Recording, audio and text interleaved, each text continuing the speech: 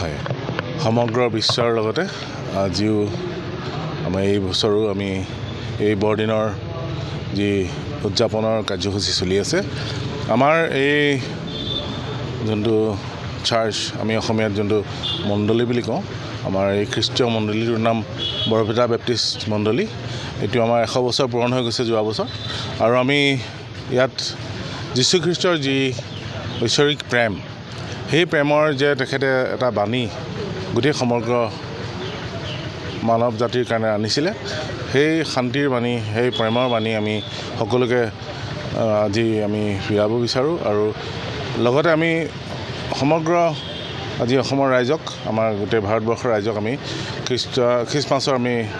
বৰদিনৰ শুভেচ্ছা জনাইছোঁ আৰু সকলোৱে যাতে শান্তি সম্প্ৰীতিৰে আমি সকলোৱে প্ৰগতিৰে আমি আগবাঢ়ি যাব পাৰোঁ তাৰ কামনা কৰি তাৰ প্ৰাৰ্থনা যচা হৈছে আৰু সকলোকে আমি সেইকাৰণে আমি আহ্বান জনাইছোঁ যাতে আমি সকলোৱে এগৰাকী শান্তিৰ প্ৰতীক হওঁ আমাৰ কাৰ্যসূচী আজি আমাৰ কণ কণ শিশু ল'ৰা ছোৱালীসকলে যুৱক যুৱতীসকলে বিভিন্ন ধৰণৰ গীত মাতৰ দ্বাৰাই প্ৰভুক আৰাধনা কৰিছে আৰু আমাৰ প্ৰভু যীশুখ্ৰীষ্টৰ জন্মৰ বিভিন্ন যি গীত মাত থাকে আৰু সৰু নৃত্য নাটিকা থাকে এটা ঐতিহাসিক যি দিৱস সেই মানৱ জাতিৰ কাৰণে যি আছিল সেই ঐতিহাসিক দিৱসটোৰ এটা কাৰ্যসূচী লোৱা হৈছে আমাৰ সন্ধিয়াও তেনেকৈ কাৰ্যসূচী থাকিব 6টা বজাৰ পৰা আৰু বিভিন্ন ধৰণৰ গীত মাতৰ দ্বাৰাই আমি ঈশ্বৰক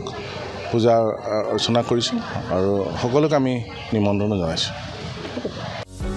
যিকোনো খবৰৰ বাবে যোগাযোগ কৰক আমাৰ এই নম্বৰত 9181 307 221